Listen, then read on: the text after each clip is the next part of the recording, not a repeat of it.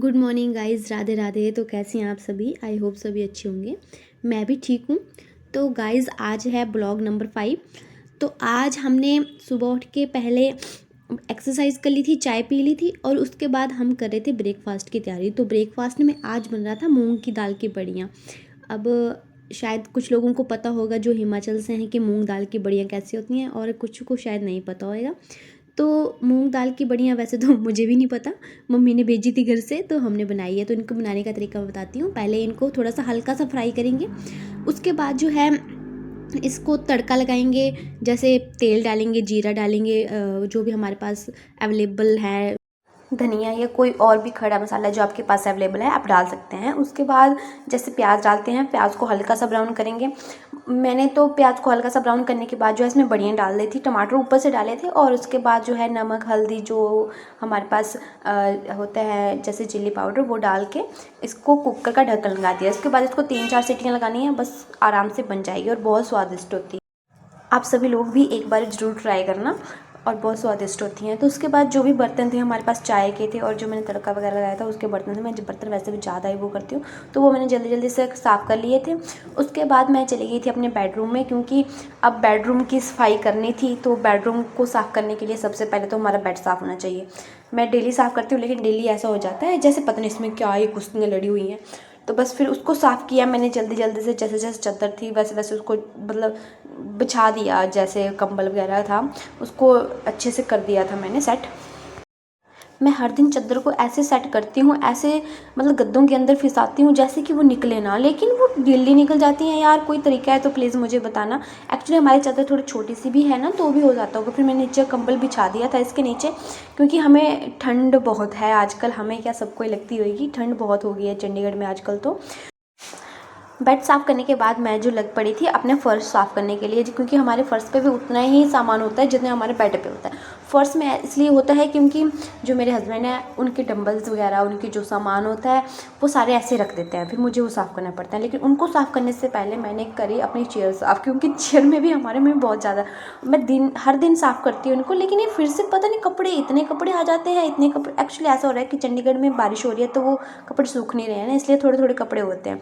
उसके बाद आपने देखा होगा कि डंबल्स मेरे से उठाए नहीं जा रहे हैं, लेकिन मेरे को उठाने पड़ते हैं, क्योंकि हस्बैंड उठाते नहीं हैं तो मुझे खुद ही उठाने पड़ते हैं, इसलिए। उसके बाद मैंने झाड़ू दिया और यहाँ पे मैं फ़ोन को सेट करी, लेकिन फ़ोन को सेट करते करते वो ट्राईपॉड ही नीचे गिर गया था, और शुक्र हुआ फ़ोन को लगी ना, मतलब फ़ोन ठीक ठाक था हमारा, नहीं तो आज तो रिमाइंडर था मेरा तो पक्का है। तो उसके बाद मैंने झाड़ू दे दिया था अच्छे से।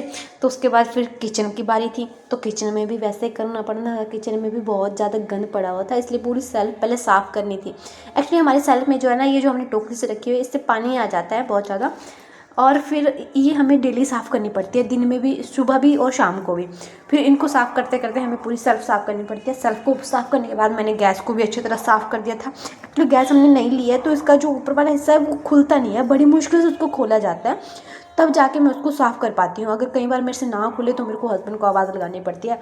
फिर उसके बाद जो है मैंने झाड़ू दे दिया था किचन से। किचन को देने के बाद मेरी गैलरी को भी था, लेकिन गैलरी से देने से पहले मैंने जो है कूड़ा वहीं इकट्ठा करके, मतलब वहीं अपने उसमें डाल दिया था डस्टबिन में, क्योंकि सामने वाला जो आपको दिख रहा होगा ये किसी और का रूम है, तो किसी और के रूम पे नहीं लेके जाते, इसलिए अपने में ही कर देते हैं। उसके बाद एक साथ वाला रूम है जो खाली होता है, उस पर मैंने देखो कैसे कपड़े सुखाए हुए हैं, क्योंकि यहाँ पे सूख नहीं रहे हैं कपड़े, तो मेरे को वैसे ही सुखाने पड़ रहे हैं कपड़े।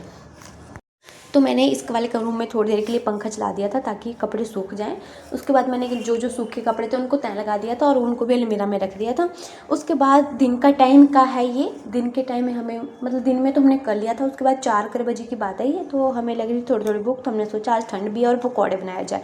तो मेरे हस्बैंड को जो है वो प्याज के पकौड़े नहीं है पसंद, तो मैंने उनके लिए बिल्कुल भी प्याज नहीं डालती हूँ। उनके लिए मैंने आलू के पकौड़े बनाए और खुद के लिए जो है मैंने अलग से प्याज के पकौड़े बनाए। मैंने ना दिल्ली में खाए थे एक दिन पकौड़े, बड़े टेस्टी थे वहाँ पे, तो उस दिन से मेरे को ना प्याज के पकौड़े बहुत ही अच्छे लगे। तो पकौड़े बनाने के साथ साथ मैंने चाय भी रख दी थी, ताकि जब तक पकौड़े बना के मैं फ्री हूँ तब तक हमारी चाय भी बन जाए। तो हमने जो है वो पकौड़े और चाय मतलब साथ साथ में रख के फिर बन गए थे, और उसके बाद हमने जो है अच्छे से पकौड़े और चाय का आनंद लिया। गाइज़ आप मेरे बालों को बिल्कुल इग्नोर करना है, क्योंकि मुझे नहीं पसंद मैंने क्यों 2 चोटियाँ बनाई थी, लेकिन मुझे बस ऐसे ही मन हुआ कि 2 चोटियाँ बनाने का, तो मैंने बस 2 चोटियाँ बना ली थी। एक्चुअली मेरी मम्मा भी बोल रहे थे कि आपने क्यों बनाई है, क्या हो गया ऐसा। मैंने बोला ऐसे ही बना ली, मेरे को मतलब ऐसे ही लगा मुझे कि मैं बनाती हूँ और बनाई तो अच्छी बनेगी। फिर मैंने सोचा कि मैं बना ही देती हूँ, मतलब रखे रखती हूँ उनको, क्यों खोलना है, तो इसलिए मैंने ये रखी है। बाकी गाइज़ अगर आपको हमारा चैनल, हमारी वीडियोस अच्छी लगती हैं तो प्लीज़ चैनल को लाइक, शेयर और सब्सक्राइब करना ना भूलें, ताकि हमें भी अब मोटिवेशन मिले आगे और हम भी और वीडियोस बनाने की मतलब ट्राई करें। Okay guys, thank you, bye bye.